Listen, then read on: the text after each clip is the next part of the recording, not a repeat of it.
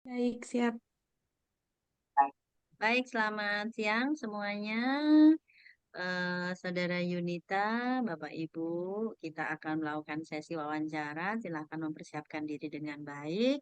Nanti kita mulai dari Bu Rina, kemudian Bapak Darsono, dan yang terakhir Ibu Rahmi. Selanjutnya nanti kita akan melangsungkan sesi wawancara ini kurang lebih 1 jam ke depan. Semoga sukses nanti menjawab semua pertanyaan.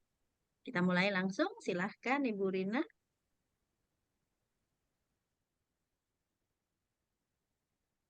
Ya, terima kasih banyak Ibu Bibit atas kesempatannya. Selamat, Assalamualaikum Mbak Yunita. Waalaikumsalam, Kak Rina. Oke, sehat ya. Saya manggilnya Mbak kali ya. Iya, boleh. Oke, Alhamdulillah sehat, Kak Rina. oke, silakan Mbak Yunita perkenalkan diri dulu. Baik, Bismillahirrahmanirrahim. Sebelum saya memperkenalkan diri, mohon izin saya akan berpantun terlebih dahulu, Bapak dan Ibu. Terbanglah balam di udara, ingin hati hendak kujalin. Kuucap salam mulai bicara, agar silaturahmi tetap terjalin. Assalamualaikum warahmatullahi wabarakatuh. Banggaan Jambi. Aiknya tenang, deraslah ke tepi. Ibu dan bapak interviewer yang arif lagi berbudi, mohon izin saya akan memperkenalkan diri. Nama saya Yunita Saputri. Saya adalah seorang puja kesuma atau putri Jawa kelahiran Sumatera. Saya lahir dan besar di Kecamatan Rimbo Bujang, di mana Kecamatan Rimbo Bujang adalah sebuah kecamatan yang berdiri sejak tahun 1977, merupakan kecamatan transmigrasi. Karena merupakan kecamatan transmigrasi, maka saya terbiasa dengan keberagaman. Saat ini saya bertugas sebagai guru pendidikan agama Islam di SD Negeri 110 Teluk Kecimbung, Kecamatan Tanah Tumbuh, Kabupaten Bungo, Provinsi Jambi. Selain aktif mengajar, saya juga aktif sebagai narasumber berbagi praktik baik di PMM dan juga sebagai pelatih provinsi program pengembangan keprofesian berkelanjutan guru pendidikan, sebagai mentor PPG PAI di Ubay Bimbel serta guru penggerak Angkatan 9 Kabupaten Bungo. Saya memiliki minat yang besar terkait dunia pendidikan, terutama dalam hal kepemimpinan pendidikan setelah saya mengikuti pendidikan profesi guru. Dan beberapa prestasi yang saya dapatkan diantaranya adalah saya pernah mendapatkan juara 1 lomba literasi mendongeng untuk guru sekolah dasar yang diselenggarakan oleh Balai Guru Penggerak Provinsi Jambi dan BBGP Provinsi Jambi dalam hal Festival Kulikul Merdeka dan juga sebagai finalis Duta Teknologi Kemendikbudristek masuk dalam 5 besar kategori guru berprestasi dan selanjutnya sebagai GTK inovatif terbaik dalam hal apresiasi guru nasional yang diselenggarakan oleh Balai Guru Penggerak Provinsi Jambi. Demi mata saya harus berhenti belajar, oleh karena itu saya ingin belajar lebih banyak lagi dalam hal dunia pendidikan. Terima kasih Bapak dan Ibu, saya kembalikan. Ya, terima kasih Mbak Yunita, sangat menarik ya dengan prestasi dan pengalaman yang luar biasa. Oke, eh, dengan pengalaman yang luar biasa, prestasi, terus juga saat ini sebagai guru agama Islam ya, guru agama betul ya, guru agama di apa tadi di SD Jambi ya, di SD Ya, betul Ibu. di SD Jambi. Sebenarnya motivasi dari Mbak Yunita ini untuk lanjut S2 nih. Sebenarnya apa sih sebenarnya kan kalau S1 aja mungkin cukup begitu. Kenapa sih motivasi terbesarnya nih untuk S2 ini apa? Silakan. Baik, terima kasih Kak Rina. Izin menjawab bahwasanya seorang guru itu perlu belajar. Mengapa? Guru yang berhenti belajar juga tidak pantas untuk mengajar, karena dunia pendidikan saat ini sudah mengalami banyak sekali perkembangan, sehingga apabila guru tidak memiliki update atau tidak mengikuti perkembangan, maka guru tersebut akan ketinggalan zaman. Sehingga peserta didik pun tidak akan menerima hak-hak yang seharusnya mereka dapatkan. Sehingga karena itu saya merasa terpanggil untuk mengikuti pendidikan lebih lanjut, yaitu berkuliah S2 di Universitas Ahmad Dahlan dengan jurusan Manajemen Pendidikan, karena saya ingin memberikan dan mempersembahkan yang terbaik dalam dunia pendidikan, serta memberikan aksi nyata dalam dunia pendidikan. Demikian. Memberikan aksi nyata untuk pendidikan, baik sekali ya. Terus pertanyaan selanjutnya, dari sekian kampus nih, gitu kan, dari jamnya BP-nya diterima. Eh, Gimana tuh? Maksudnya kenapa sih memilih Universitas Ahmad Dahlan di Jogja? Karena sebenarnya kampus negeri itu cukup banyak gitu ya, cukup mungkin dengan jurusan yang sama dan serupa. Kenapa akhirnya memutuskan untuk Universitas Ahmad Dahlan? Gitu. Silakan. Baik, Kak Rina, mengapa saya memilih Universitas Ahmad Dahlan? Berdasarkan riset yang saya lakukan terhadap universitas-universitas yang ada di Indonesia, maka saya mantap memilih Universitas Ahmad Dahlan karena menurut versi Webometrik, Universitas Ahmad Dahlan masuk dalam kategori universitas terbaik nomor 37 seluruh Indonesia bersaing dengan universitas negeri dan swasta lainnya. Kemudian Universitas Ahmad Dahlan juga memiliki prestasi yang sangat luar biasa banyak dan juga dalam hal pengabdian dan penelitian masyarakat serta memiliki nilai penilaian dalam kehidupan sehari-hari. Jadi salah satunya adalah karena emang pengen S2 manajemen pendidikan ya. Apa tadi S2-nya, Kak? Iya, betul. S2-nya. S2 Manajemen Pendidikan, Kak. Jadi lebih pengen mencari kampus yang Islam seperti itu ya. Kayak kenapa nggak kayak di kan ada banyak universitas kayak ada UIN kayak gitu. Kenapa sih eh, kan kalau dari agregasi mungkin sama-sama unggul seperti itu. Kenapa akhirnya eh, apakah maksudnya udah kenal sama ada pembimbingnya? Sebelumnya udah pernah bimbingan kah atau udah ada kenalan di sana kah terkait dosen? Silakan Mbak Enita. Baik, sebetulnya saya belum pernah memiliki kenalan ataupun dosen ataupun Mhm, siapapun. Tetapi berdasarkan riset yang saya lakukan, saya mhm. pernah melakukan riset. Ahmad Dahlan itu memiliki alumni yang sangat menginspirasi saya, di antaranya bernama Ibu Diah. Beliau saat ini sudah menjadi komisioner KPAI sebagai anggota, dan itu membuktikan bahwa alumni Universitas Ahmad Dahlan itu mampu menjadi salah satu kontributor dalam dunia pendidikan. Dan saya ingin bekerja sama dengan Universitas Ahmad Dahlan sesuai dengan visi saya, bahwa saya juga ingin menjadi orang yang bermanfaat dalam dunia pendidikan. Oke, baik. Jadi pengen lebih manfaat ya. Oke, dengan prestasi kamu sebelum S2 ini kan cukup banyak nih pengalaman dan juga prestasi yang banyak. Sebenarnya setelah lulus S2 ini apa sih yang mau ditingkatkan? Maksudnya terutama di SD tempat kamu kerja kira-kira apa nih yang akan ditingkatkan? Maksudnya udah punya pengalaman, udah dari segi akun udah oke gitu. Maksudnya apa lagi nih yang perlu kamu? Baik, terima kasih Kak. Menurut saya, apa yang perlu ditingkatkan di sekolah saya?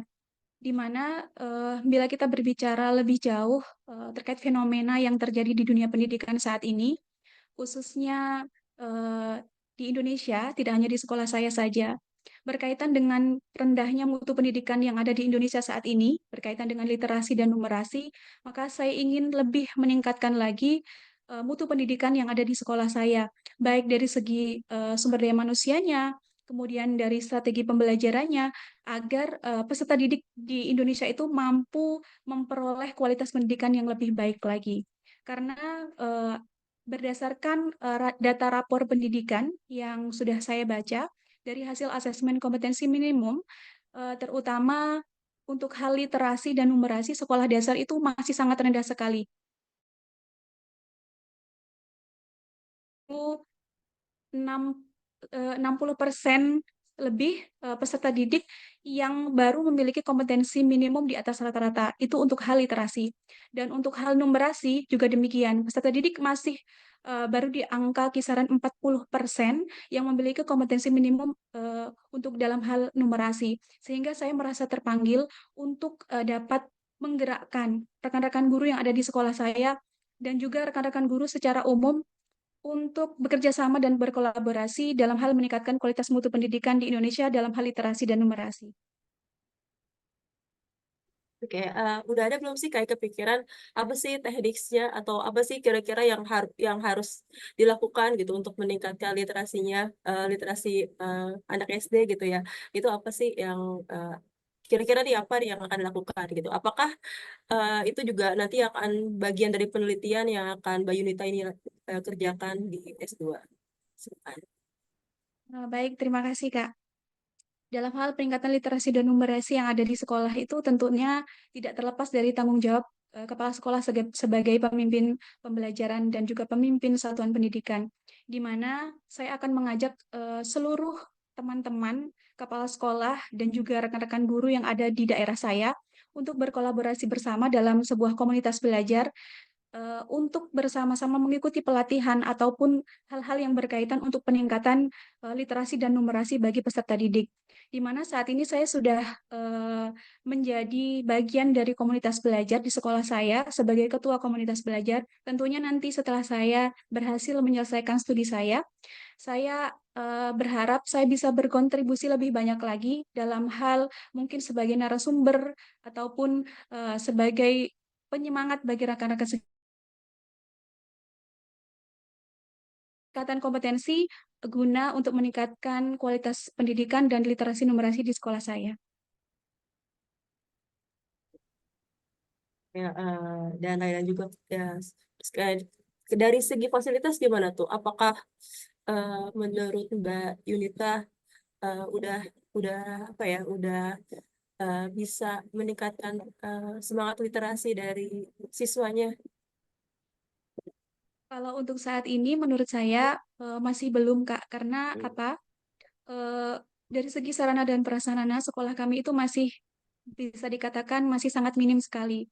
Terutama dari perpustakaannya saja atau laboratorium yang ada di sekolah kami itu masih bisa dikatakan sangat minim sekali karena sekolah saya itu ada di daerah seperti itu. Jadi saya ingin bekerja sama nantinya dengan eh, saya berkuliah kolbu atau komunitas pencinta buku seperti itu sehingga nanti di luar kampus saya bisa belajar lebih banyak lagi bagaimana cara meningkatkan literasi dan juga numerasi bagi peserta didik. Nah, itulah yang nanti akan saya terapkan dengan minimnya fasilitas di sekolah. Nanti saya bisa bekerja sama dengan teman-teman yang ada di luar kampus ketika saya melanjutkan studi nanti dan bisa saya terapkan di sekolah seperti itu. Cukup gitu ya, cukup baik ya. Terus terkait perkuliahan nih, uh, udah ada belum persiapan untuk kuliahnya? Maksudnya kan di esainya itu kan pengen kuliah S2 ini targetnya maksimal 2 tahun gitu, maksimal 2 tahun. Strateginya gimana nih? Udah ada strateginya belum untuk supaya lulus sebelum 2 tahun gitu? Silakan. Baik, terima kasih Kak. Jadi saya sudah memiliki rencana untuk studi ini, sudah saya persiapkan dengan sangat matang, terutama yang pertama dari segi akademisi. Saya sudah membuat rencana studi dan juga saya sudah mempersiapkan apa-apa yang akan saya lakukan nantinya. Kemudian selanjutnya dari segi administrasi, saya juga sudah berkoordinasi dengan kepala sekolah sebagai atasan dan juga dinas pendidikan bahwa saya akan mengikuti perkuliahan. Kemudian selanjutnya dari sisi keluarga, saya juga sudah berkomunikasi dengan keluarga dan juga berdiskusi bahwa nanti saya akan mengikuti eh, perkuliahan sehingga dari semua sisi sudah saya persiapkan insya Allah. Mbak Yunita sudah berkeluarga? Alhamdulillah sudah. Sudah punya anak? Eh, Alhamdulillah sudah. Oke, jadi nanti bagaimana dari Jambi ke Jogja dibawa atau seperti apa?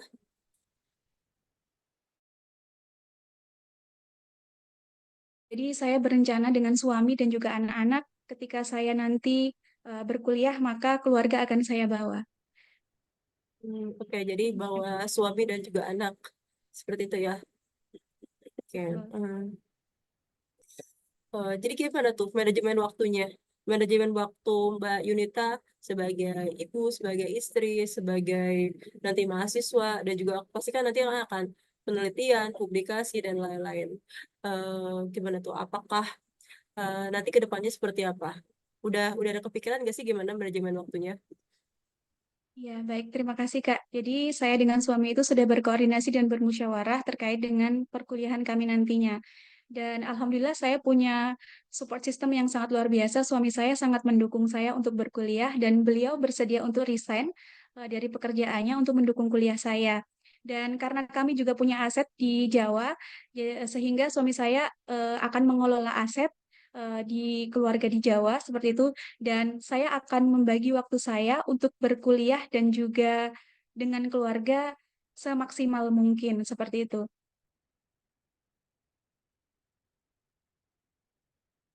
Ya, jadi semua sudah mendukung seperti itu ya. Oke. Kira-kira Mbak Yunita 5 tahun lagi mau jadi apa sih Mbak? Maksudnya dengan apa namanya? Dengan berarti kan 5 tahun insya Allah udah lulus ya, udah lulus kuliah S2 gitu. Ada kepikiran gak sih pengen ganti profesi? Maksudnya apakah kira-kira kayak guru kurang ini nih kurang kurang memberikan sesuatu yang enak gitu, atau mungkin kayaknya enaknya jadi dosen kayak gitu, kayaknya lebih jangkauannya lebih luas. Menurut Mbak Yunita gimana? Silakan. Baik, terima kasih atas pertanyaannya, Karina. Menurut saya, 5 tahun ke depan saya akan tetap menjadi seorang jangka pendek dan jangka panjang saya sudah memiliki target, di mana yang pertama, target jangka pendek saya adalah saya akan berkontribusi, ingin menjadi kepala sekolah yang profesional dan memiliki teladan yang baik.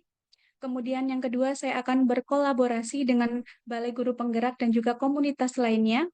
Serta target jangka panjang saya adalah saya ingin menjadi penentu kebijakan, mungkin itu pengawas ataupun kepala dinas dan lain sebagainya, sehingga saya akan tetap memilih profesi sebagai pendidik, karena pendidik adalah seorang yang memiliki kapasitas yang luar biasa untuk membangun negeri ini.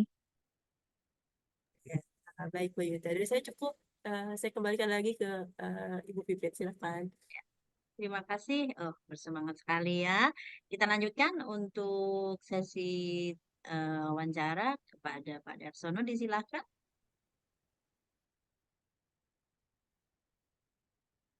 Oke, selamat siang Mbak Yunita. Selamat siang, Pak Darsono. Gimana rasanya Mbak hari ini? Ya, Alhamdulillah sangat luar biasa. Alhamdulillah sehat, Pak Darsono. Siap melanjutkan ke S2 ya? Siap. Siap. Baik, saya mungkin bertanya terkait dengan topik ya, topik riset. Karena ini masih S2, PTK ya Mbak ya? Betul, Bapak. PTK itu apa ya Mbak? Pendidik dan tenaga kependidikan. Tenaga kependidikan. Oke. Terkait dengan topik riset, sejauh ini apakah sudah memiliki yang relevan dengan latar belakang pendidikan dari Mbak Yunita yang saat ini? Topik penelitian yang akan saya lakukan nanti sesuai dengan apa yang saya lakukan saat ini, di mana setelah mengikuti pendidikan profesi guru penggerak, saya merasa terpanggil untuk melakukan penelitian atau riset terkait dengan pengaruh kepemimpinan kepala sekolah bersertifikat guru penggerak terhadap peningkatan mutu pendidikan yang ada di sekolah dasar. Sehingga apa yang saya lakukan itu sudah sejalan dengan apa yang sudah menjadi topik riset saya nantinya. Oke, berarti sebenarnya ini topik risetnya memang sudah pernah dialami sebelumnya ya, sudah terlibat langsung di sebagai guru penggerak. Nah, untuk saat ini mungkin guru penggerak mungkin perlu ditambah gitu ya supaya bisa mengapa membantu teman-teman guru juga yang apalagi di daerah pedalaman ya Mbak ya. kira-kira relevansi topik yang akan diteliti nanti ketika sudah lanjut S2 itu sesuai dengan kebutuhan atau perkembangan di daerah Mbak Yunita lah, yang paling kecil gitu ya.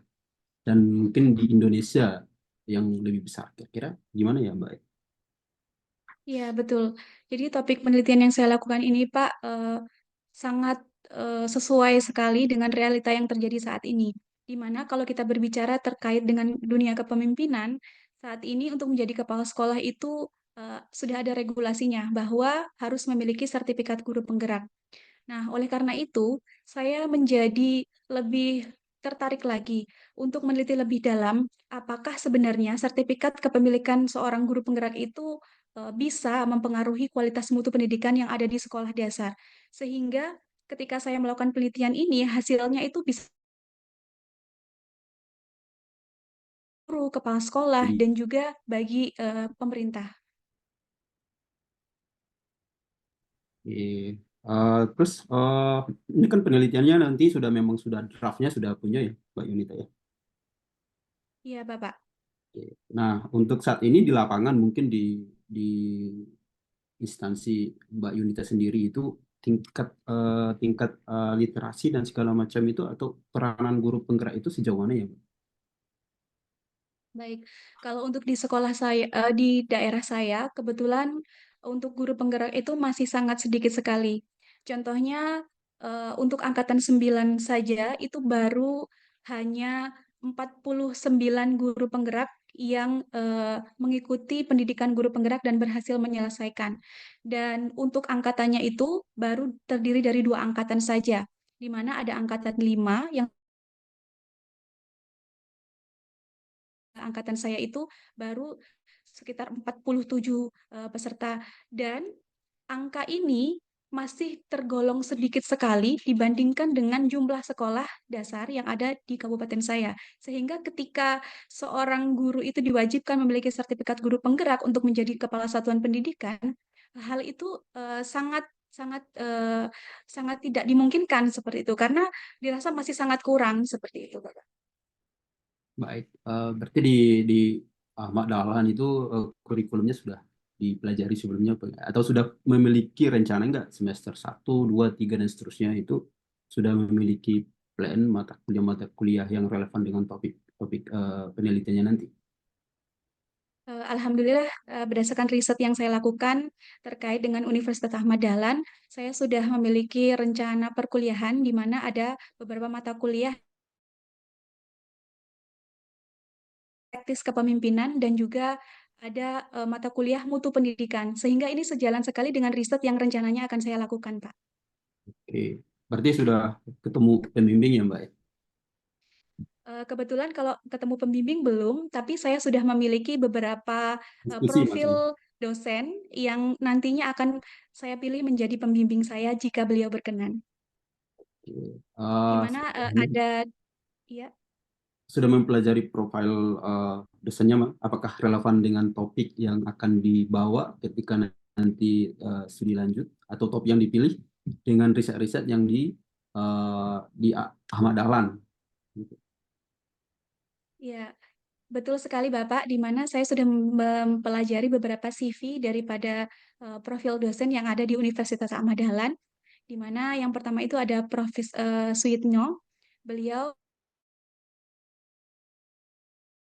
kan, dan juga yang kedua ada Dr. Widodo, di mana beliau juga memiliki minat di mutu pendidikan, sehingga ini sejalan sekali dengan tujuan riset yang akan saya lakukan nantinya. Oke, tapi sejauh ini belum ada komunikasi ya, baik email apa segala macam juga sampai saat ini belum ya. Tapi sudah mempelajari profil dari calon pembimbing atau calon dosen di sana yang relevan dengan topik. Oke. Betul, betul Bapak. Kira-kira nanti setelah selesai studi, ini kan topik penelitiannya itu terkait dengan guru penggerak. Berarti harus berdampak ya ke guru-guru. Apakah nanti mau di tingkat kabupaten atau mau gimana kira-kira ke komunitas atau kalau bisa seluruh Indonesia? Baik, terima kasih sekali Bapak. Jadi saya rencana kontribusi saya nantinya, pertama saya akan berkontribusi secara langsung dan juga tidak menutup kemungkinan untuk rekan-rekan guru yang ada di luar sekolah saya, baik itu tingkat kecamatan, tingkat kabupaten, dan juga provinsi, bahkan ke tingkat nasional. Karena alhamdulillah saat ini saya sudah memiliki beberapa komunitas belajar, yaitu baik itu tingkat dalam sekolah, luar sekolah, dan juga sampai ke nasional, di mana saya juga mengetuai sebagai ketua komunitas belajar baik di dalam sekolah dan juga tingkat nasional. Ada komunitas belajar yang bernama SDSA Bergema, itu terdaftar di PMM, yang nanti insya Allah akan menjadi salah satu komunitas yang akan saya gerakkan dalam hal menggerakkan teman-teman sekalian untuk berbagi kebaikan dan berbagi aksi nyata terkait dengan pendidikan. Oke, baik. Dari pengalaman sih saya baca di esainya Mbak Yunita, terlibat di beberapa komunitas juga ya.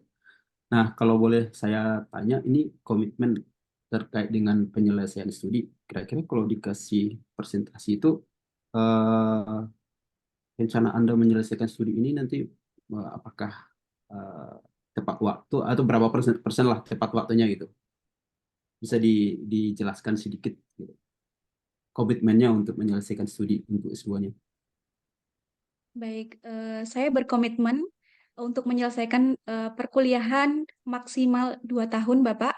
Namun jika memungkinkan, saya akan memaksimalkan kurang dari 2 tahun.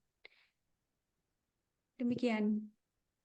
Terima kasih Mbak Yunita untuk atensinya. Mungkin saya kembalikan, dari saya cukup dulu Mbak Pipit ya. Oke, baik. Terima kasih. Selanjutnya, silakan. Terima kasih Mbak Pipit. Selamat siang Mbak Yunita. Selamat siang, Ibu Rahmi. Ya, kan tadi Mbak Yunita sudah banyak cerita tentang keluarga nih, terus rencana studi. Cuman kan perjalanan itu tidak seindah rencana yang kita susun. Gimana Mbak Yunita persiapannya untuk mengatasi kemungkinan-kemungkinan masalah gitu? Karena mohon maaf, mungkin tidak selalu mulus di finansial, tidak selalu mulus di internal keluarga, tidak seperti yang kita rencanakan gitu. Sementara misalnya perkuliahannya harus berjalan gitu. Karena di BPI sendiri juga kan ada batasan waktu. Itu bagaimana Mbak Yunita mempersiapkan dirinya? Baik, terima kasih Ibu Rahmi atas pertanyaannya. Terkait dengan beberapa hal yang kemungkinan akan terjadi di kedepannya, tentu bisa Nah, berencana dan Allah lah sebagai sebaik-baik penentu dari setiap apa yang kita lakukan. Sehingga eh, saya akan memiliki fleksibilitas nanti di ke depan jika terjadi hal-hal yang mungkin saja terjadi terhadap diri saya dan juga keluarga saya. Sebagai contoh, misalnya apabila terjadi permasalahan dalam keluarga, maka saya akan menyelesaikannya secara baik-baik dan tentunya dengan komunikasi seperti itu. Dan apabila terjadi permasalahan juga dengan kampus, mungkin saya juga akan berusaha untuk menyelesaikannya dengan baik. Mungkin pertama dengan berkomunikasi terlebih dahulu dengan pihak kampus, kemudian mencari solusi dari rekan-rekan yang sudah pernah mengalami permasalahan yang sama seperti yang saya rasakan. Dan dengan komunikasi dan juga pengalaman dari banyak rekan, mungkin itu bisa menjadi salah satu solusi yang terbaik bagi saya. Demi Kemudian Mbak Yunita, kesiapan Mbak Yunita nih misalnya, tesis itu tidak selamanya mulus. Kalau mulus sih alhamdulillah. Cuman kan kadang di tengah jalan, kadang di akhir perjalanan tesis itu kadang memang tidak semua, kadang trouble di internal pembimbing misalnya. Karena tiba-tiba harus terubah judul atau mungkin topiknya nggak dirubah secara total gitu, tapi mungkin variabelnya diubah gitu. Sementara Mbak Yunita sendiri sudah due date nih, harus selesai, nggak bisa overtime lagi. Saya pengen Mbak Yunita tuh gimana ya menanganin itu gitu, karena ini bukan tidak mungkin terjadi gitu. Beberapa rekan saya pun mengalami itu gitu, makanya kita kan harus memprepare.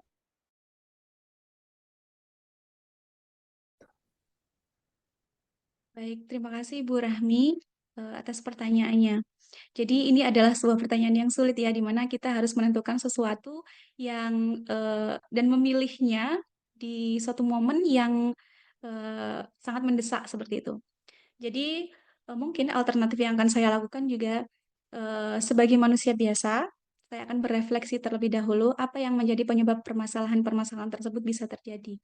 Kemudian setelah itu, saya akan melakukan riset bagaimana cara menyelesaikan permasalahan yang terjadi tersebut dan eh, mencari tahu bagaimana jalan penyelesaian yang terbaik, mungkin bisa melalui dengan komunikasi, eh, kemudian bertanya dengan para awardee dan teman-teman yang sudah pernah menyelesaikan permasalahan yang sama, seperti yang saya eh, rasakan seperti itu, dan kemudian baru saya adalah dosen eh, menyuruh atau meminta kepada kita untuk mengganti topik penelitiannya mungkin.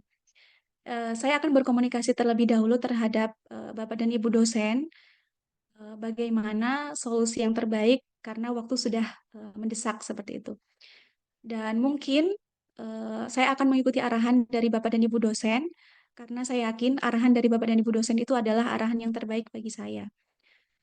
Jika memang due date-nya itu sudah sangat mendesak sekali, mungkin eh, ya saya akan mengikuti sesuai arahan-arahan dari Bapak dan Ibu dosen dan juga rekan-rekan awardee yang sudah pernah menjalani permasalahan yang sama seperti saya. Sehingga permasalahan apapun jika dikomunikasikan dengan baik, dicari jalan keluar yang terbaik, pasti akan mendapatkan penyelesaian yang terbaik pula. Terima kasih. Mungkin untuk yang berikutnya, Mbak Yunita, apakah Mbak Yunita yakin nih tesis yang akan Mbak Yunita susun ini nanti bisa aplikatif di lapangan?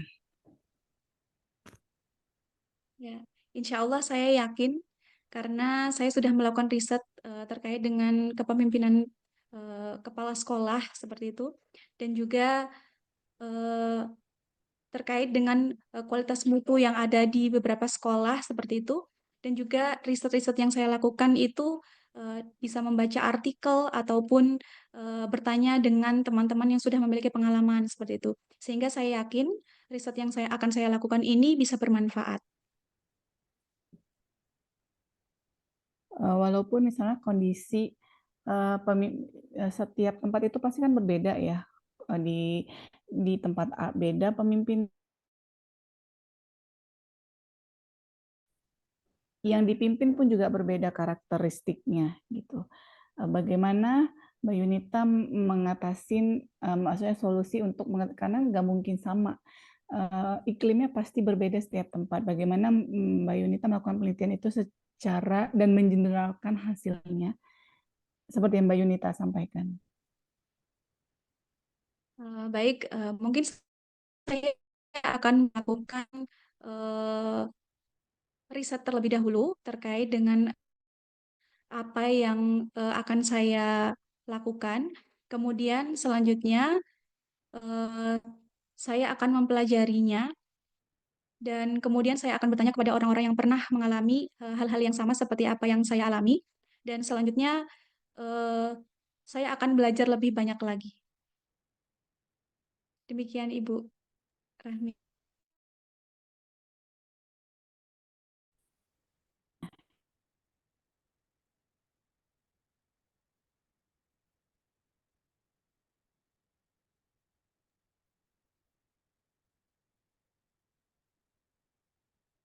Mute, masih mute. Iya, saya kembalikan Mbak Pipit sudah selesai. Terima Oke. kasih. Iya, baik. Wawancara sudah selesai. Mari kita mencoba untuk memberikan masukan, begitu ya, feedback dari apa yang sudah dilakukan oleh Mbak Yunita. Nah, ini sesi yang paling menarik dalam coaching ini ya. Jadi nanti kita akan dengarkan Mbak Yunita yang tadi sudah memaparkan secara runtut, tenang, begitu ya, siap sekali gitu ya. Mungkin nanti ada feedback dari Kak Rina, Bang Darsono, Kak Rahmi terkait dengan apa yang sudah kita laksanakan barusan dan kiat-kiat hal-hal yang mungkin perlu diperbaiki atau sudah bagus atau apa begitu ya. Silahkan dari Kak Rina dulu mungkin. Oke, kalau dari saya sih, saya senang sama Mbak Yunita. Dia sih kayak apa, siap, senyum, terus pemaparannya juga jelas, menarik sih menurut saya gitu. Eh, Mungkin nanti kalau misalnya saran aja sih sedikit, nanti mungkin untuk penelitiannya disiapin lagi, Mbak. Mungkin kalau misalnya nanti ditanyain, mungkin kalau S2 penelitian mungkin nggak terlalu detail kalau ditanya, tapi mungkin kayak lebih apa namanya lebih mungkin kalau misalnya ditanya tiba-tiba ditanya metode kan nanti random gitu ya. Misalnya udah disiapkan dari apa namanya dari sekarang kira-kira mungkin cakupannya nanti mungkin nanti misalnya mau surveinya kemana aja, terus nanti latar belakangnya gitu, terus penelitian sebelumnya apa namanya dari jurnal-jurnal kayak gitu kan kalau maksudnya sebelumnya udah mungkin bisa dibaca sedikit sebab kalau di rencana penelitiannya kan masih masih kayak umum aja tuh ya Ya, betul. gitu belum umum maksudnya belum apa belum kayak proposal pada umumnya gitu jadi mungkin disiapin sedikit aja penelitian sebelumnya tuh udah ada apa aja gitu nanti mungkin supaya lebih kelihatan oh berarti udah siap nih mau penelitian ke sini kayak gitu aja sih Mbak tapi secara keseluruhan sih kalau apa namanya kalau dari segi komunikasinya terus senyum dan eh, kesiapan wawancara sih udah oke semua udah oke Oke. Makasih banyak Kak Rina. sama-sama Mbak. Oke. Oke. Udah ya gitu ya. Kita lanjutkan mungkin feedback dari Bang Darsono gimana? Baik, saya setuju dengan yang disampaikan ini Mbak Rina tadi ya. Atau di S2 tidak disuruh lampirkan proposal ya, Mbak Yunita? Tidak ada, Pak. Cuman Oh, tidak rencana ada studi saja. rencana studi ya. Oke. Ya. Tapi nanti mungkin kalau memang tidak ada di submit di apa di pendaftaran disiapkan aja seperti yang disampaikan oleh Mbak Rina tadi ya. Sama dipelajari sedikit tentang riset-riset sebelumnya terkait dengan topik yang akan dibawa nanti atau akan diteliti setelah S2 ya. Nah, satu lagi mungkin nanti mungkin ini pertanyaan sering muncul ya karena ini pengalaman saya juga waktu saya di LPDP atau di BPI juga itu terkait dengan dosen pembimbing biarpun memang kita S2 itu tidak ada komunikasi seperti kalau S3 kan kita harus komunikasi dulu ya terkait dengan topik riset pembimbing ya tapi nanti bolehlah sedikit-sedikit didiskusikan dengan calon pembimbing ya tadi kan sudah mempelajari CV dari pembimbing. Nah, boleh juga beremail pelan-pelan terkait dengan topik riset nanti. Jadi ada dasar nanti yang kuat ke interviewer bahwasannya memang Mbak Yunita itu sudah siap tempur gitu ya. Nah, sudah siap untuk lanjut studi gitu. Yaitu sudah komunikasi dengan calon pembimbing misalnya seperti itu ya. Jadi nanti jangan hanya mempelajari CV tapi sudah berkomunikasi biarpun hanya by email misalnya seperti itu. Nah, itu memperkuat kita bahwa memang benar-benar sudah siap untuk studi lanjut ke S2. Nah, itu aja saran saya. Terus di SAE juga nanti ada beberapa yang tipe ya saya perhatikan. Jadi lebih diperiksa kembali ya. Karena kadang masalah sedikit bisa jadi berdampak ya.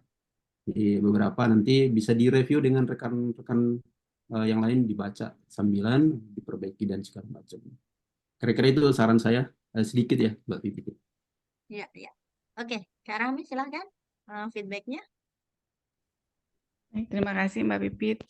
Izin Mbak Yunita, tadi overall sih sudah bagus, cuman kayaknya interviewnya kurang hidup gitu, kayak semangatnya tuh kurang gitu. Harusnya kan apa ya? Oh iya Pak, mohon izin, nanti saya akan begini, begini, begini. Apa ya? Penyampaiannya mungkin slow motion gitu. Kalau bisa lebih lebih membuat interview apa yang menginterview itu memang nggak bosen gitu didengerinnya gitu dan jangan mengulang-ulang cerita gitu kalaupun memang misalnya tujuannya sama coba ubah padanan katanya gitu ini kan tadi ada yang beberapa yang capaian-capaiannya sama terus apa namanya mungkin dipersiapkan pertanyaan-pertanyaan lain. Biasanya sih tadi kita lupa nanya tentang persiapan finansial gitu, karena biasanya itu juga ditanyakan kalau nggak lulus BPI gimana gitu, seperti itu. Terus kadang ditanya kenapa kami harus memberikan beasiswa kepada Anda, apa rupanya kelebihan Anda dibandingkan award yang lain gitu, peserta yang lain seperti itu. Itu juga harus disiapkan. Tadi kita mungkin berempat lupa menanyakan gitu, tapi itu biasanya pertanyaan wajib sih di akhir. Saya rata-rata saya tanya yang interview seperti itu. Itu jadi inti dari BPI ini apa ya kayak gimana Mbak Yunita men-setting diri Mbak Yunita itu memang dipandang layak karena prestasinya pasti akan menggugah negara lah, bisa membuat suatu yang terobosan di negara seperti itu, sehingga layak diberikan beasiswa seperti itu sih mungkin Mbak Yunita dari saya. Overall sih semuanya is oke. Terima kasih Mbak Oke. Pipit. Iya, mungkin tambahan juga ya, meskipun saya di sini moderator, mungkin jadi kayak ingat bahwa kemarin yang disampaikan oleh Pak Sahar itu betul sekali. Tadi yang disampaikan oleh Bang Darsono juga betul. Jadi semacam kita harus meyakinkan calon pemberi beasiswa itu bahwa kita sudah mengenal lingkungan kita, gitu ya. Jadi dengan komunikasi sebelumnya, kalau tadi kan dari pernyataan memang jujur sekali begitu ya, itu bagus, tetapi nantinya kayak semacam mengurangi kepercayaan, oh ini belum tahu apa-apa, jangan-jangan nanti shock culture kan begitu ya, apalagi mungkin dilihat dari eh, lokasi gitu ya, mungkin kaitannya dengan meskipun di awal-awal tadi sudah disampaikan keturunan Jawa tapi lahir di Sumatera begitu ya, culture itu juga memengaruhi. Jadi bagaimana bisa menyampaikan sudah setidaknya mengetahui iklim iklim tempat berkuliah nanti itu juga penting gitu ya. Mungkin itu yang substansinya. Kemudian ini nanti konfirmasi saja apakah hanya saya dan ini menjadi satu hal yang agak mengganggu sedikit ya secara teknis. Tadi sempat kayak putus-putus hilang-hilang gitu. Apakah hanya saya yang mengalami seperti itu ketika Mbak Yunita ditanya? Lancar, di saya lancar. Lancar, oke ya. Mesti ketika ketika bicara mungkin ada sedikit karena antara ya mungkin di tempat saya saja ya. Nah ini juga penting ya. Saya sendiri pun sebagai kalau pewawancara juga pastinya sudah disiapkan dengan baik. Nah ini juga menjadi salah satu. Berarti kalau seperti oke semuanya enjoy ya. Kalau tadi dikatakan eh, komunikatifnya mungkin karena pembawaannya memang kalem ya. Jadi eh, ada mungkin tipikal wawancara yang meminta justru ketika terlalu menggebu-gebu, tapi ini bagus juga sih saran jadi Kak Rahmi tadi. Jadi kita mengikuti pola aja alur. Kalau tadi kan sudah dibangun dengan pantun gitu ya, bahkan tadi memperkenalkan diri juga seperti karena ini kayak storyteller gitu ya. Jadi karena guru jadi guru penggerak lagi pasti menyemarakkan kelasnya bagus gitu ya. Kalau saya sih secara pribadi sebagai pewawancara ya bisa dikatakan oke lah gitu ya. Semoga nantinya lolos gitu ya, diterima, kita berjumpa di sesi yang lain gitu ya. Tetap semangat. Begitu saja mungkin untuk sesi Terima kita, kasih. kita bisa akhiri. Ada tambahan lagi? Cukup? Cukup ya. Overall Oke. ya. Kalau cukup Tapi berarti Mbak, di Hah? aja tadi yang Mbak Yunita dicatat yang disampaikan Oke. sama Ibu Iya, Rahmi ya. beberapa yang Ya itu disampaikan feedback tadi ya. ya. Oke, Oke, kalau tidak ada Terima tambahan kasih. lagi, kita akhiri. Silahkan meninggalkan room ini.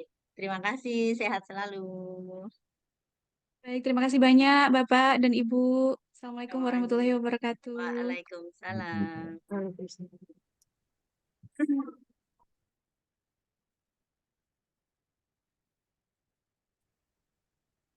Baik, selamat siang, Saudara Desti Putri Hanifah ya, betul ya? Ya, betul Ibu. Selamat Shalom. siang. Selamat Semoga siang, selamat siang Bapak Ibu. Baik, selama kurang lebih 1 jam ke depan kita akan melakukan sesi wawancara. Yang pertama nanti akan ditanyakan oleh Ibu Rina, kemudian dilanjutkan oleh Bapak Darsono, dan yang terakhir akan ditutup dengan pertanyaan dari Ibu Rahmi kepada Saudara Desti. Saya beri kesempatan, siap? Sudah? Siap. Oke, dalam kondisi sehat ya. Ya, Ya, baik. Untuk kesempatan pertama saya persilakan kepada Ibu Rina. Ya, terima kasih Bu Pipit atas kesempatannya. Assalamualaikum, Mbak Desti, apa kabar? Waalaikumsalam. Kabar baik, Ibu Rina. Alhamdulillah. Oke, Mbak Desti silakan untuk pertama memperkenalkan diri dulu, backgroundnya seperti apa, kerja di mana, dan lain-lain. Silakan. Baik, terima kasih atas kesempatan yang telah diberikan oleh saya, Ibu Rina. Perkenalkan, nama saya Desti Putri Hanifah. Saya domisili di Wonosobo, Jawa Tengah. Dan saya lulusan dari Pascasarjana UNES Pendidikan Dasar konsentrasi IPA tahun 2016. Sejak tahun 2018, saya telah menjadi dosen mengajar di Prodi Pendidikan Guru Madrasah Ibtidaiyah di Universitas Sains Al-Quran. Dan saat ini saya jabatan fungsionalnya asisten ahli. Selain mengajar, saya juga aktif membimbing mahasiswa di beberapa kompetisi nasional seperti PKM, P2MW, dan PPK Ormawa. Kemudian selain di kampus, kegiatan saya di masyarakat adalah saya rutin menjadi fasilitator di komunitas membaca nyaring, komunitas Wonosobo Membaca Nyaring, komunitas yang saya bentuk di daerah. Untuk riset interest saya adalah di bidang literasi dan itu linier dengan prodi yang saya ampu saat ini, linier juga dengan prodi tujuan saya di S3 Ilmu Pendidikan, konsentrasi pendidikan literasi UNY, juga, eee, juga linier dengan komunitas yang saya bangun. Demikian yang bisa saya sampaikan untuk perkenalan diri ini, Ibu. Berarti dosen di Universitas Sains Al-Quran Wonosobo, prodinya Pendidikan Madrasah Ibtidaiyah. Mengajarnya mata kuliah apa aja, Mbak Desta? Iya.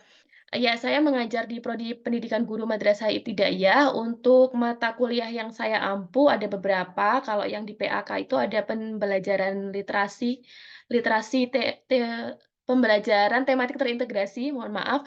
Kemudian ada pembelajaran IPA di SDMI, ada juga pengembangan kurikulum. Kemudian saya juga pernah mengajar untuk konsep dasar IPA. Jadi ya sekitar itu untuk mata kuliahnya.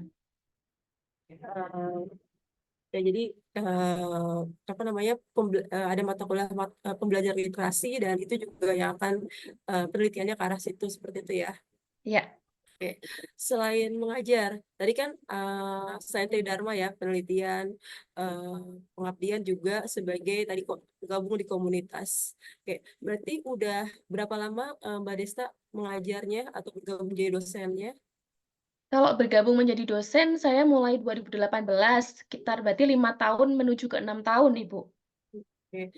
Dari 2018 ke 2024 berarti udah sekitar berapa tahun? 6 tahun ya? Mau 6 ya. 6 tahun.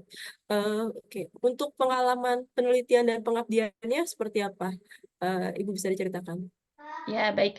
Untuk penelitian dan pengabdian, saya karena memang ada kewajiban di setiap semester harus ada minimal 1 penelitian dan 1 pengabdian, saya mulai aktif di penelitian pengabdian kampus itu sejak tahun 2019. Jadi setelah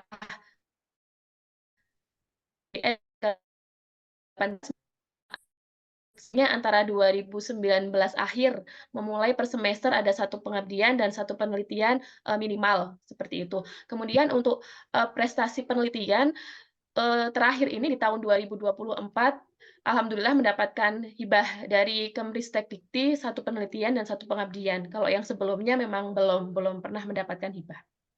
Oke, jadi sebelumnya hibahnya hibah internal kampus aja seperti itu ya? Iya. Oke.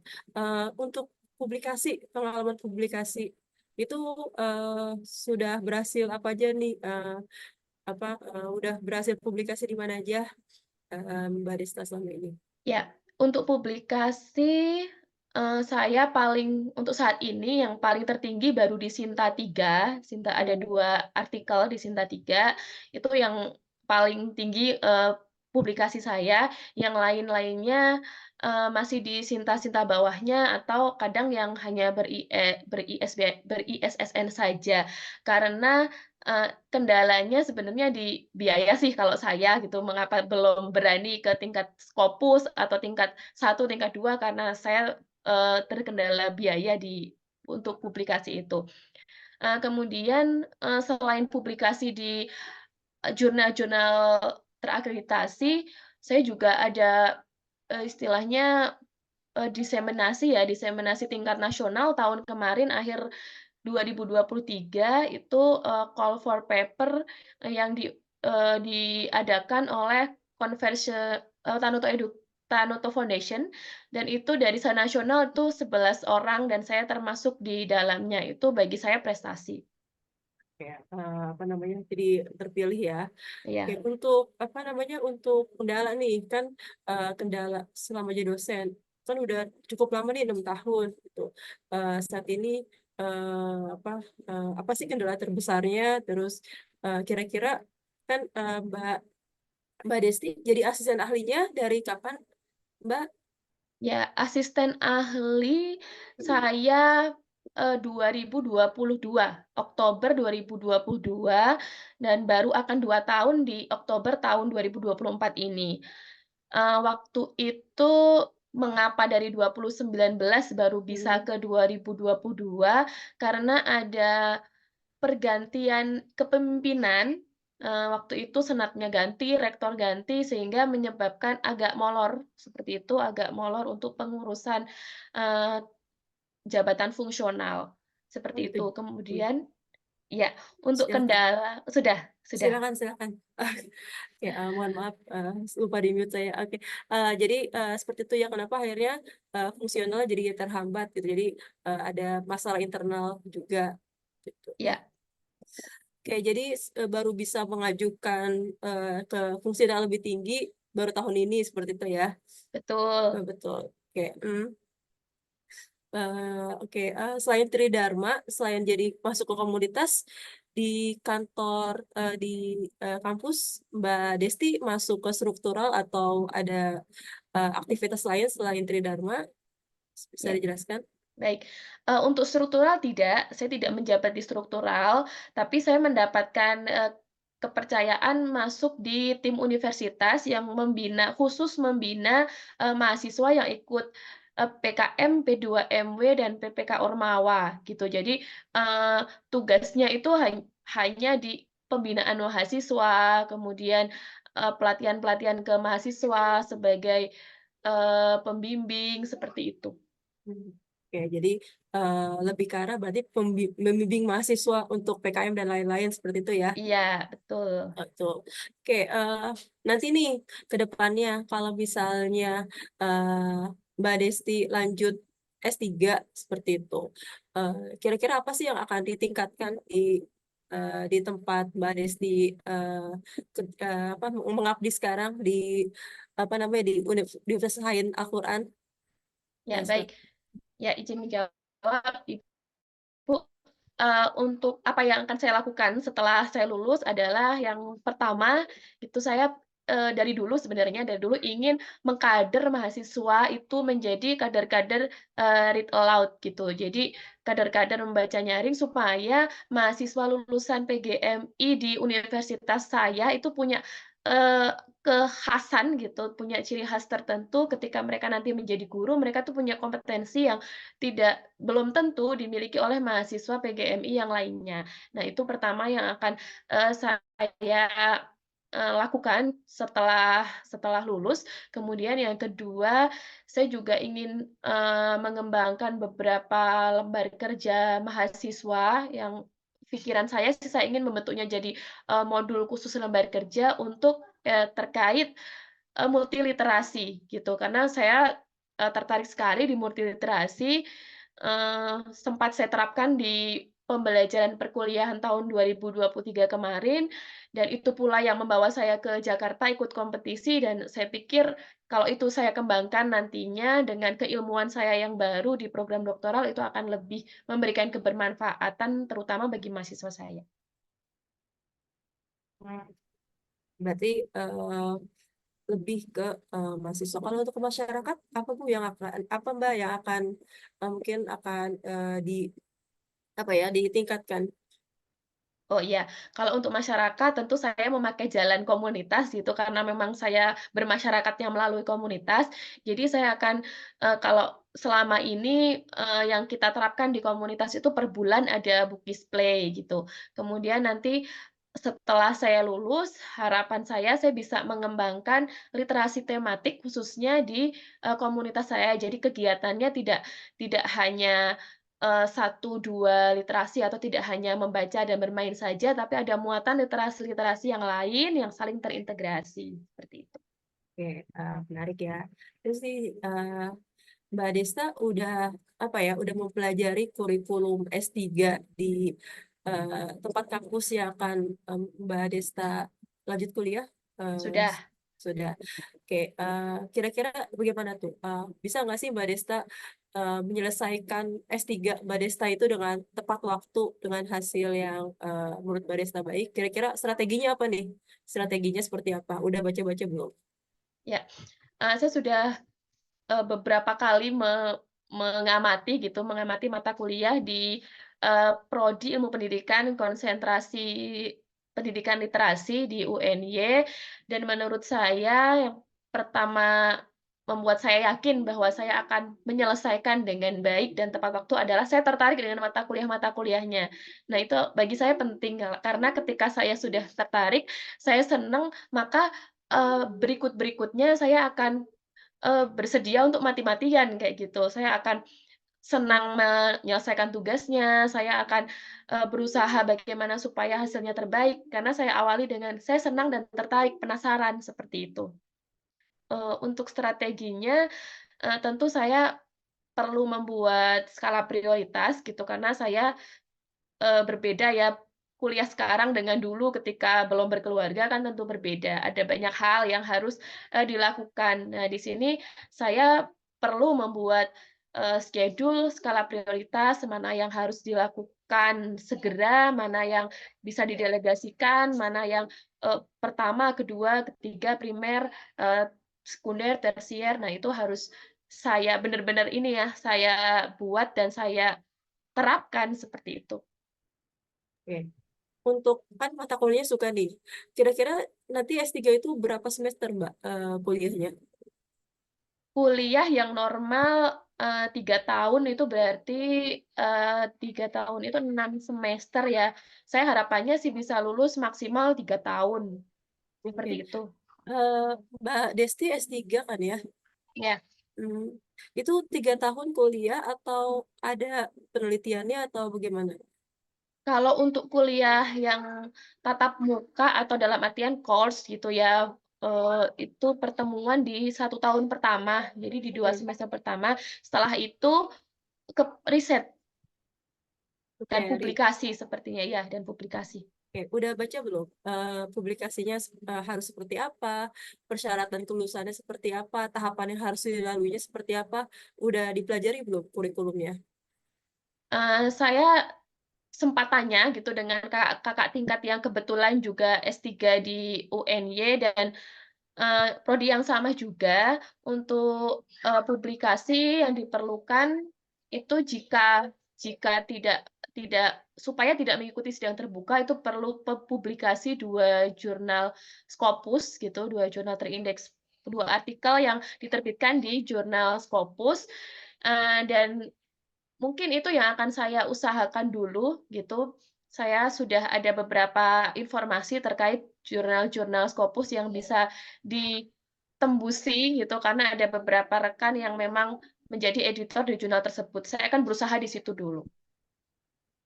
Oke, apa namanya? Berarti udah ada list jurnal yang akan dipublish, padahal penelitiannya belum, Mbak. Iya, setidaknya kan tahu scoop-nya gitu ataupun Oh, apa yang harus dilakukan gitu kan, oh, riset dulu lah istilahnya, pra-riset, oh, lihat-lihat. oke. Oke, berarti insya Allah bisa ya, Mbak ya? Bisa. Oke. Hmm, Selanjutnya nih kan mau lanjut di Universitas Negeri Yogyakarta. Padahal Mbak Desti di Wonosobo. gimana tuh keluarga? Apakah sudah ACC atau nanti akan lumayan kan? Berapa jam tuh dari Wonosobo ke Universitas Negeri Yogyakarta mungkin berapa jam, Mbak? Kalau jamnya 3 ya, sekitar 3 jam itu sudah paling cepet ya 3 jam, 2,5 itu ngebut banget 3 jam lah. 3 jam dari Wonosobo sampai Jogja gitu. Mm-mm. Kalau saat ini sih saya mendapatkan dukungan penuh dari suami, dari orang tua saya. Jadi saya pikir bukan hal yang sulit untuk saya melanjutkan studi. Eh, saya pikir akan tetap saya butuh tinggal di sana selama beberapa hari atau eh, full 1 tahun itu sepertinya saya perlu tinggal di sana dan rencana anak-anak yang akan saya bawa. Oke, seperti itu ya. Anak-anak akan dibawa. eh Nanti akan ada yang bantu kah jagain anak-anak? Karena anak-anak yang satu sudah SD gitu, yang satu berarti kalau tahun depan itu sudah 3 tahun, sepertinya yang kecil mau masuk daycare, yang gede ini aja sekolah. Oke. Selanjutnya udah punya promotor atau pembimbing, Mbak Desta? Saya sudah menembusi 2 profesor di prodi saya di UNY. Ada Prof. Ali dan Prof. Septiadi, dan kami sudah sempat berbincang, ngobrol, sempat saling saya meminta masukan dari beliau untuk mengoreksi proposal disertasi saya sebelum saya mengupload di BPI ini gitu. Jadi sudah. Sudah Ya, sudah sempat diskusi.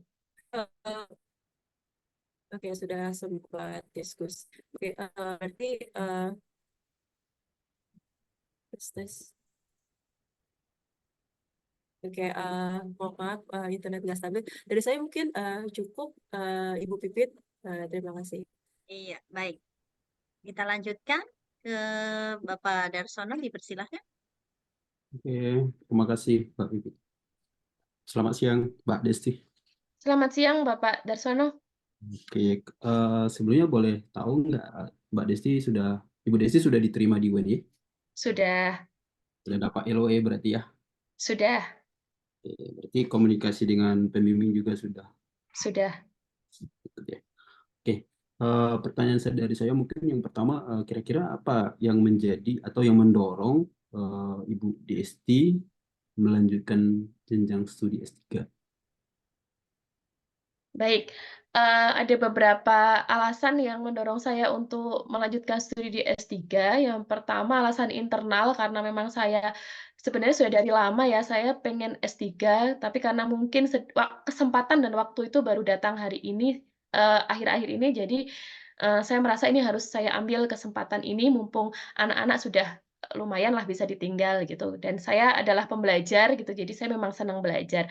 Kedua, memang ada support dari suami gitu, suami juga sedang S3 di kampus yang sama, eee, memang selalu mendorong saya untuk, "Ayo lanjut S3, pada nantinya itu S2 nggak akan berguna, sekarang guru udah banyak yang S3, kamu dosen, harusnya juga lebih tinggi dong dari guru." Nah, itu juga menjadi menjadikan saya semangat, "Oh iya, saya harus S3," gitu. Kemudian, faktor yang lain memang karena kebutuhan di kampus saya itu memang dokter masih sedikit gitu, kemudian untuk literasi memang belum ada pakar di sini, dan saya merasa saya harus menjadi yang pertama menjadi, pakar di bidang literasi yang mata kuliahnya ada di kampus, tapi tidak ada yang, expert di situ.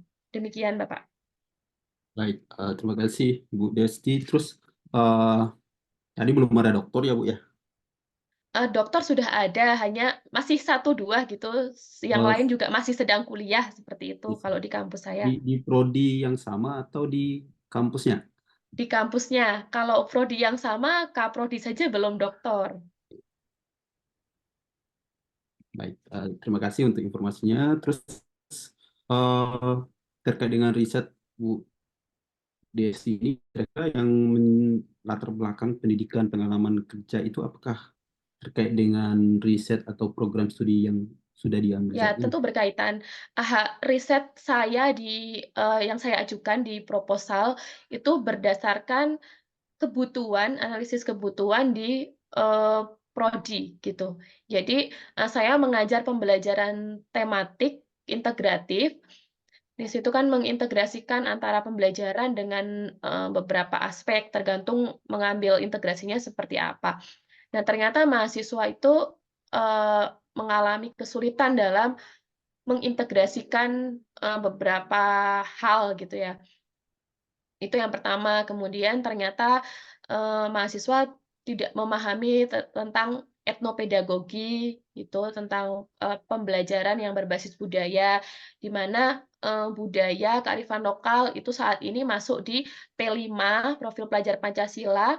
Nah, bagaimana mahasiswa akan bisa mengajar siswanya dengan baik kalau mereka secara substansi, secara pengalaman, secara keilmuan mereka kurang paham. Nah, saya merasa perlu loh mengembangkan modul yang memang saya buat sendiri eh, sesuai dengan apa yang mereka butuhkan, sesuai dengan gaya belajar mahasiswa. Jadi saya merasa riset saya itu nanti akan bermanfaat, juga akan menjawab kebutuhan dari mahasiswa PGMI, baik itu mahasiswa saya sendiri maupun PGMI yang lainnya gitu. Oke, baik. Terima kasih Bu Desti untuk jawabannya. Ya, Oke, terkait dengan topik di sini saya lihat kayak modul etnopedagogi, tapi dihubungkan dengan budaya gitu ya, Mbak ya. Desti ya. Oke, boleh dikasih gambaran sedikit nggak ya, Pak, terkait dengan apakah sudah ada terkait penelitian singkat sebelumnya, terus yang akan Ibu Desti teliti ke depan seperti apa? Baik Bapak, terima kasih atas pertanyaannya. Untuk penelitian sebelumnya ada, jadi memang sudah ada modul tentang etnopedagogi yang dikembangkan oleh peneliti yang lain, namun itu skupnya SMA gitu. Jadi modul SMA tentang etnopedagogi. Kemudian ada juga pengembangan modul yang lain mirip juga etnopedagogi, tetapi ya seperti modul pada umumnya seperti itu. Nah, kemudian saya membuat kebaruan istilahnya dengan membuat modul yang dimanfaatkan oleh mahasiswa, karena modul mahasiswa itu jarang padahal justru itu dibutuhkan. Nah, karena ragam gaya belajar mahasiswa itu berbeda-beda, ada yang auditori, ada yang visual, ada yang kinestetik, maka di dalam modul yang saya susun itu akan memberikan fasilitas kepada masing-masing gaya belajar gitu. Jadi di modul itu ada teksnya, kemudian ada diagram gambar itu untuk kebutuhan mahasiswa visual, kemudian untuk kebutuhan mahasiswa auditori nanti akan ada eh, semacam link YouTube gitu yang di dalamnya ada penjelasan yang bisa didengarkan. Kemudian untuk mahasiswa kinestetik nanti ada lembar kerja yang bisa mereka kerjakan. Nah, itu yang membedakan modul saya dengan modul-modul yang sudah ada. Kemudian selain itu di modul juga ada kajian praksis pendidikannya, di mana mahasiswa tidak hanya paham secara substansi, tapi mereka juga diarahkan untuk bisa paham bagaimana aplikasinya di pembelajaran seperti itu. Ya, oke. Modul ya, Ya, Eh, e-modul, modul ya, ya elektronik, elektronik modul ya, karena modul itu ya, modul dengan modul berbeda pastinya ya. Baik. ya, Nah, berarti nanti betul. ruang lingkup riset itu di kampus sendiri berarti ya. Nanti datanya akan dari kampus sendiri. Ya, Begitu. saya mengambil riset pengembangan yang board and goal, ada 10 langkah, di situ ada skala ada uji skala kecil dan ada uji skala besar. Untuk skala kecil saya mengajak mahasiswa sendiri, itu mahasiswa kampusnya dengan kampus-kampus lain yang mempunyai prodi PGMI yang ada di Jawa Tengah. Hmm. Demikian, Bapak. Baik, terima kasih Bu Desti. Saya pelajari di sini terkait dengan proposalnya itu di jadwalnya itu memang 8 bulan atau bagaimana? Di jadwalnya ya 8 bulan. 8 bulan sampai dengan laporan akhir disertasi Bu gitu. 8 bulan rencananya sampai laporan ya. Oke, 4 tahun berarti ya. 1 tahun Eh, atau gimana, Bu? 1 tahun, 1 tahun, Oh, wah, 1 nanti tahun. oke, ya 1 tahun sampai disertasi, Bu. Bismillah sebelum itu untuk membuat modulnya kan bisa nyicil sebelum itu. Yang Hmm, bikin lama kan sebenarnya menyusun modulnya, materinya, gitu oke. kan. Kemudian karena saya juga ada video, take videonya, memberikan penjelasan, memikirkan lembar kerjanya, yang butuh waktu kan sebenarnya itu. Kalau saya pikir dengan eh, berprogres gitu ya, sedikit demi sedikit dicicil, dicicil, Hmm, nanti akan lebih cepat kayak gitu. baik. Oke. Nah, berarti di sini etna pedagogi modul itu kan kalau saya lihat ya riset-riset sebelumnya lebih ke apa ya lokal gitu ya, sesuai dengan kebutuhan lingkungan budaya di sekitar Wonosobo Ya, misalnya gitu ya. Jadi akan juga disesuaikan dengan di sana, Bu ya. betul. Oke. Terus kira-kira nanti setelah sekarang tadi saya ikuti Ibu Desti sudah lihat kurikulum, sudah pelajari mata kuliah apa saja yang akan diambil untuk 3 tahun berikutnya. Tapi nanti eh, semester 1, semester 2, semester 3, Bu Desti sudah bisa memberikan gambaran kira-kira nggak ya langkah-langkah apa yang dilakukan? Saya semester Ya, 1 apa yang dilakukan, semester 2 apa yang dilakukan. ya, insya Allah sudah gitu. Saya sudah dapat bocoran juga dari kakak kelas, kakak tingkat gitu. Kemarin ketika UAS itu katanya eh, hampir semua mata kuliah harus publish artikel seperti itu, entah itu di Sinta 2, Sinta 3. Oh, berarti kuncinya untuk sukses dalam 1 semester, seenggaknya di awal itu sudah punya ide mau publish di artikel mana gitu, yang tentunya itu relate dengan mata kuliah yang bersangkutan. Itu strategi yang pertama. Kemudian strategi yang kedua ya tentu berusaha berpartisipasi aktif ketika di kelas ya. Itu eh, strategi yang kedua. Kemudian yang ketiga eh, tetap berusaha untuk selalu full presensinya, itu juga saya pikir itu juga perlu.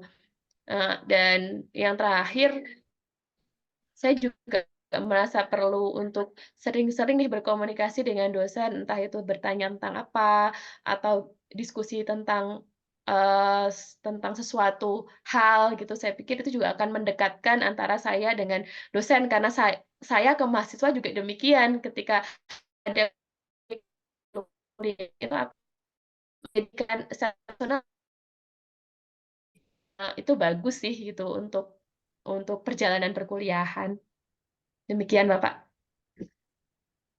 Baik, strateginya bagus Bu untuk bagaimana untuk menghadapi tantangan ya, mengantisipasi atau secara fisik dan mental ya untuk studi lanjut S3 gitu ya. S3 itu berat soalnya. Iya, katanya begitu. Iya, betul.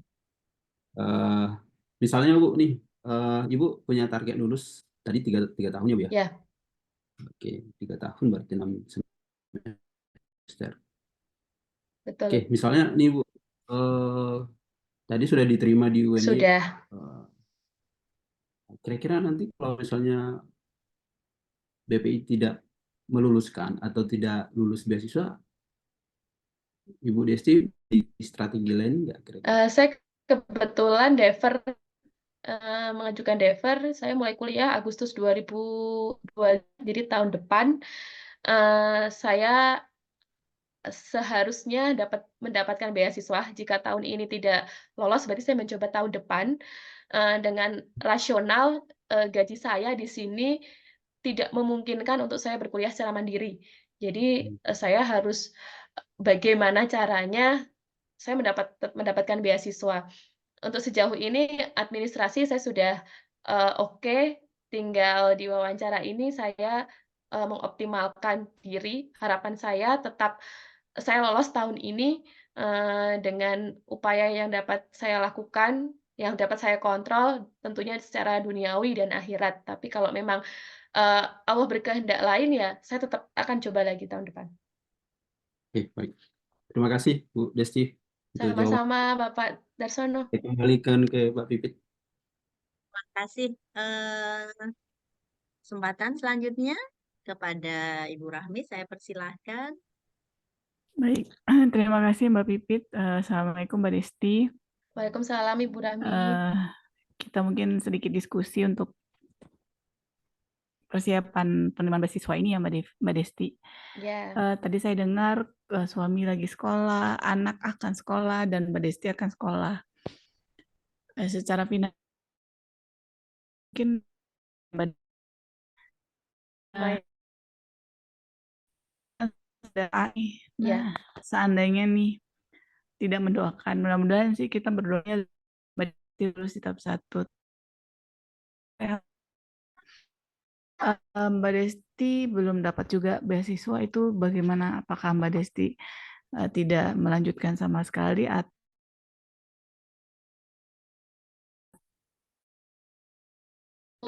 alternatif lain ya saya tetap cari beasiswa gitu bagaimana caranya. Karena suami sudah kuliah dengan biaya sendiri dan itu berat bagi saya kalau saya harus kuliah juga dengan istilahnya mengusahakan biaya sendiri, nanti anak-anak saya dapat apa gitu. Jadi sepertinya, eee, saya juga tidak berharap tidak lolos, tapi ketika itu terjadi maka yang kemudian berkorban ya saya yang ngalah. Karena kalau saya juga harus kekeh, mandiri, anak saya tidak dapat apa-apa gitu nantinya. Jadi nanti, strategi berikutnya adalah saya gantian dengan suami, dengan tentu dengan mencari, beasiswa. Nah, untuk BPI ini saya kan sudah dapat beberapa celah-celahnya, saya akan coba tahun depan. Mungkin jikalau, ada hal yang, apa ya, tetap tidak diterima misalnya, ya saya mencoba beralih ke beasiswa yang lain. Tapi saya harus dapat beasiswa. baik? Memang harus karena memang kita akan pulang sama negara ya Mbak ya. Jadi kalau biaya mandiri kayaknya kita balik ke negara juga mungkin bahasanya nggak balik modal seperti itu. Jadi memang harus berjuang untuk beasiswanya. Betul. Kemudian permasalahan internal keluarga ini kan tidak bisa kita prediksi. Iya, Permasalahan internal di perkuliahan juga nggak bisa diprediksi. Seandainya nih ada kondisi yang mengharuskan nih Mbak Desti lulus nih beasiswa, ada time untuk menyelesaikan pendidikan. Nah, mungkin bermasalah, mungkin tidak mendoakan yang buruk terjadi sesuatu nih, misalnya entah suami atau anak ada sakit gitu, sementara batas cuti sudah habis. Bagaimana Mbak Desti memprepare diri sendiri nih untuk menanggulangi permasalahan yang outstanding gitu, yang di luar prediksi. baik. Terima kasih atas pertanyaannya Ibu, ini adalah jawaban yang sulit, tapi saya harus menjawab itu ya. Jadi, saya di sini ada double support gitu dari suami dan dari orang tua saya sendiri. Eee, jika terjadi hal-hal yang tidak saya harapkan, misalnya terkait, suami, saya tetap, prioritas dulu dong apa yang bisa saya lakukan gitu. Dan, kalau itu tentang anak, sama juga, saya tetap akan misalnya sakit atau apa, ya mereka dulu yang akan saya utamakan. Ketika mungkin harus batasan dengan cuti yang habis misalnya atau, oh batasnya udah habis nih, mungkin saya perlu, meminta bantuan orang tua juga untuk, eee, apa ya, membackup sementara gitu. Karena, saya juga orang tua saya sudah menyatakan, "Ini Bapak kebetulan pensiun, Bapak siap membantu insya Allah jika ada terjadi kamu butuh bantuan." Seperti itu, Ibu. Baik, berarti sudah prepare sampai jauh ya, karena nggak bisa diprediksi apa yang terjadi di perkuliahan. Betul, iya. Oke, terus seandainya lagi nih, memang lulus nih, dapat beasiswa.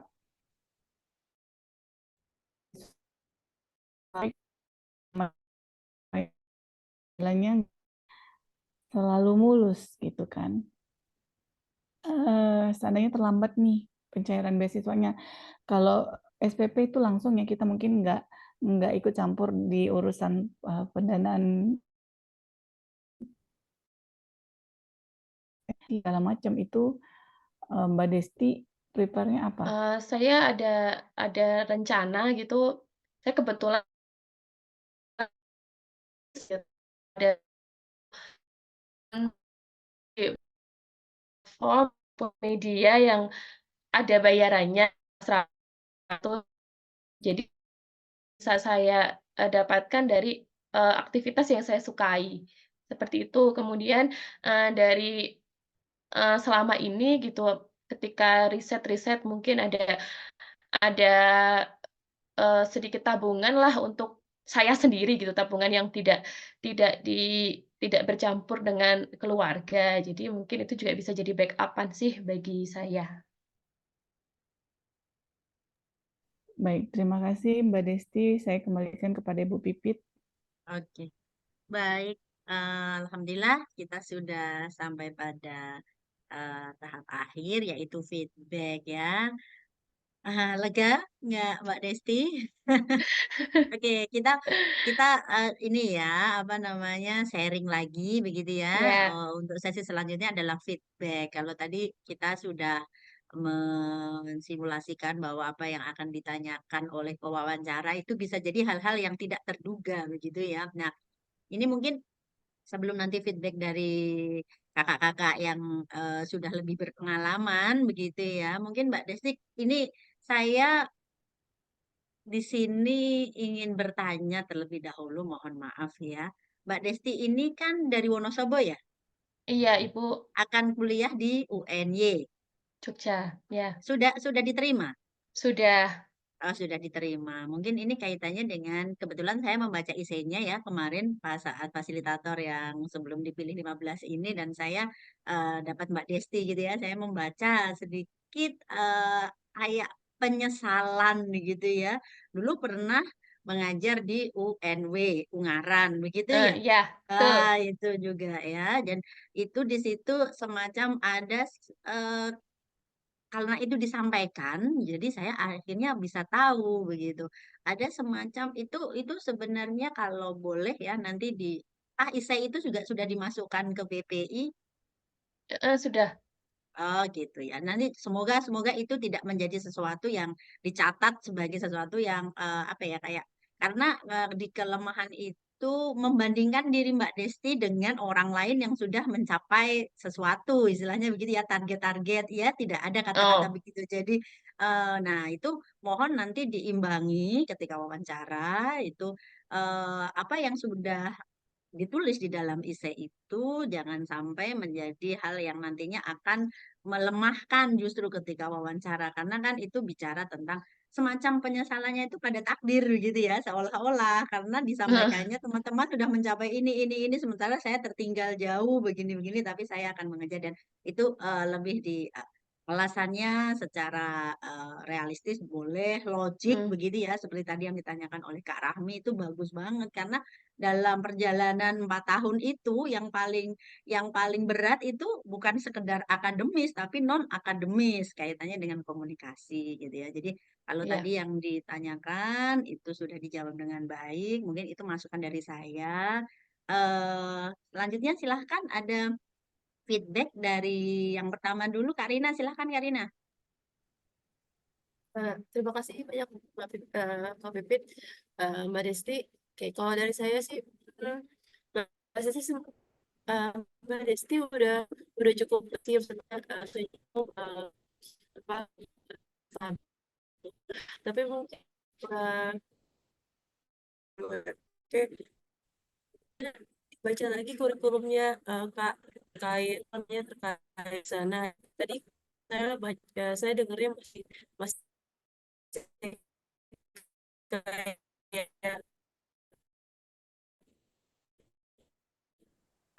ketika master juga terkait publikasi terkait nanti bisa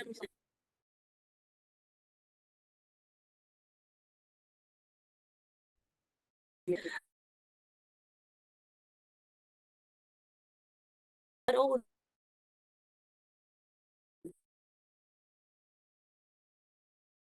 di mungkin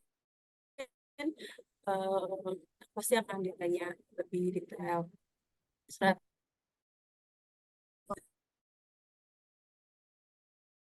Sama apa namanya? Sama eh, udah oke sih, mungkin nanti terkait penelitian juga nanti saya baca sekilas saja sih terkait proposal gitu.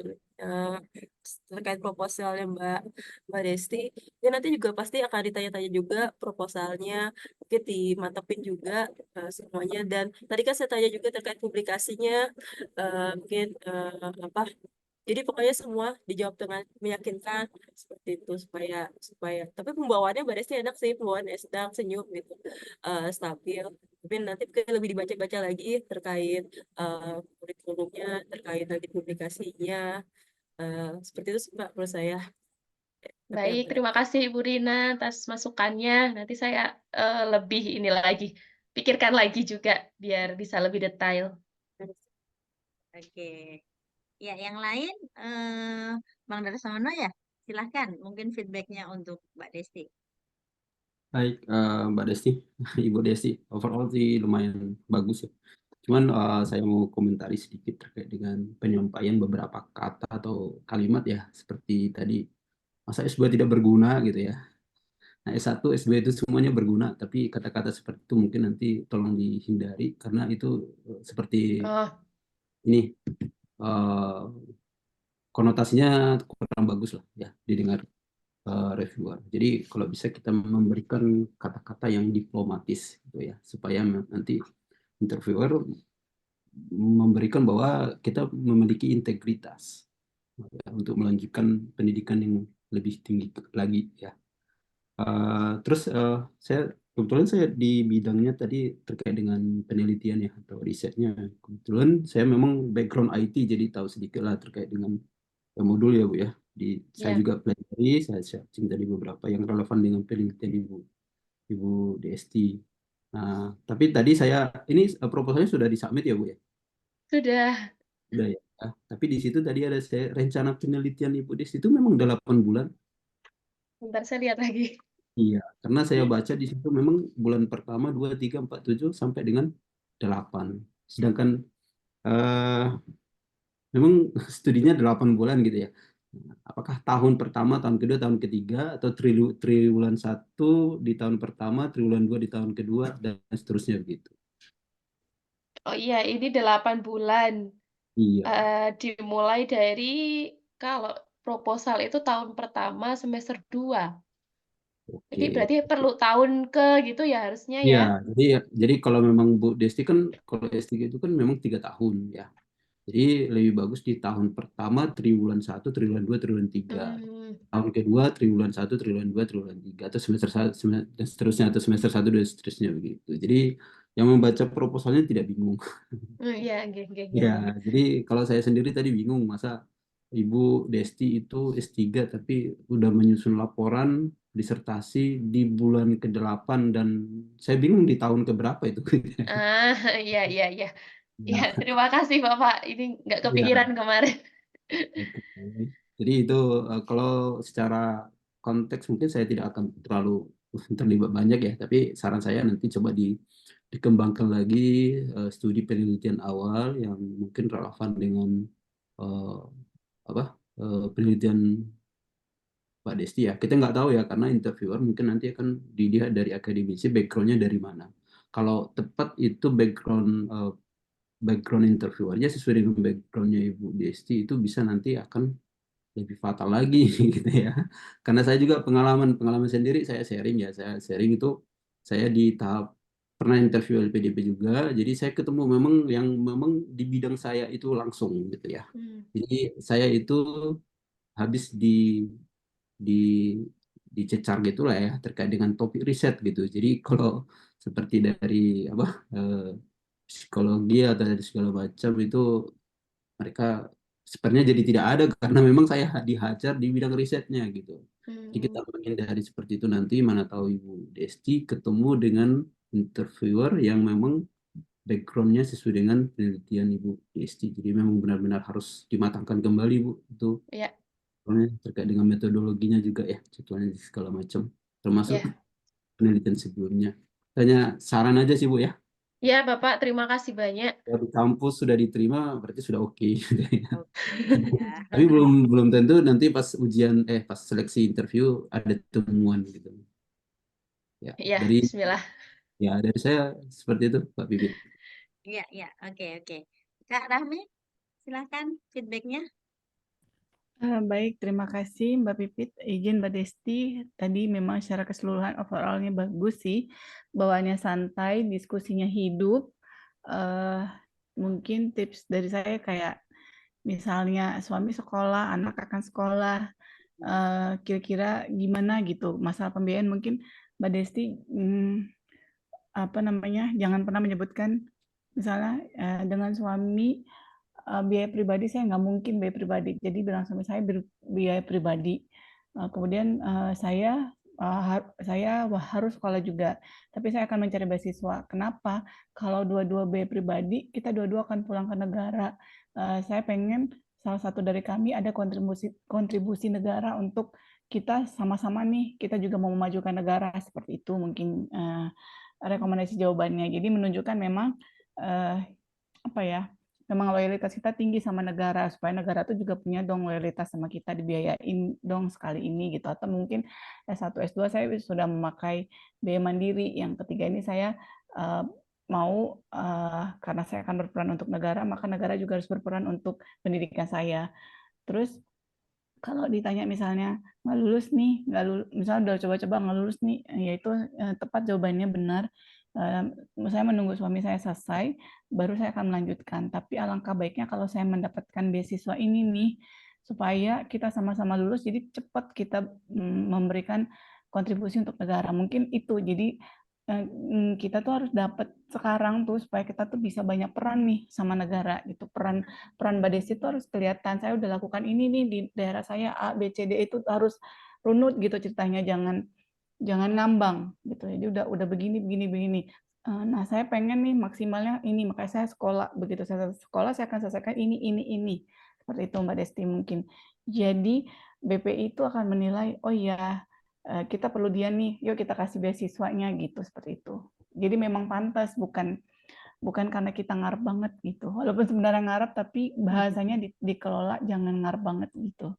Itu sih dan biasanya tetap akan ada seperti yang biasa ditanya kesiapan dana itu pasti ditanya gitu. Karena kan mungkin mau wanti-wanti kalau terlambat atau terjadi sesuatu di beasiswa BPI ini kita ada backup gitu, tidak menghalangin untuk lulus tepat waktu. Itu sih mungkin.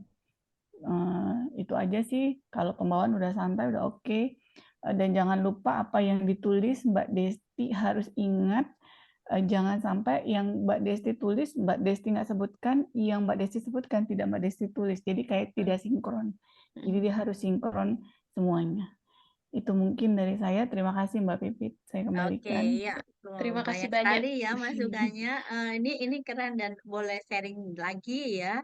Kayak yang tadi disampaikan oleh Mbak Desti juga di awal-awal itu mungkin penguat ya secara logis bahwa kenapa harus tahun ini Mbak Desti dapat ataupun kalau tadi defer ya. Jadi tahun depan masuk tetap dapat beasiswa itu karena alasan yang paling krusial di masyarakat karena pendidikan ini menjadi kebutuhan utama mendasar di perguruan tinggi adalah doktor. Tadi disampaikan kan di kampusnya kebetulan swasta itu mungkin disampaikan dengan lebih meyakinkan ya karena kebutuhan dokter ini akan menunjang akreditasi kampus. Jadi saya sebagai salah satu pilar dari kampus juga harus berperan serta. Mungkin begitu ya jawabannya ya, meskipun ya realitasnya kalau kita bicara tentang usia, jadi semakin semakin usia bertambah biasanya konsentrasi semakin konsentrasi yang lain lagi gitu ya. Mungkin satu lagi sebelum kita akhiri sesi kita tadi betul.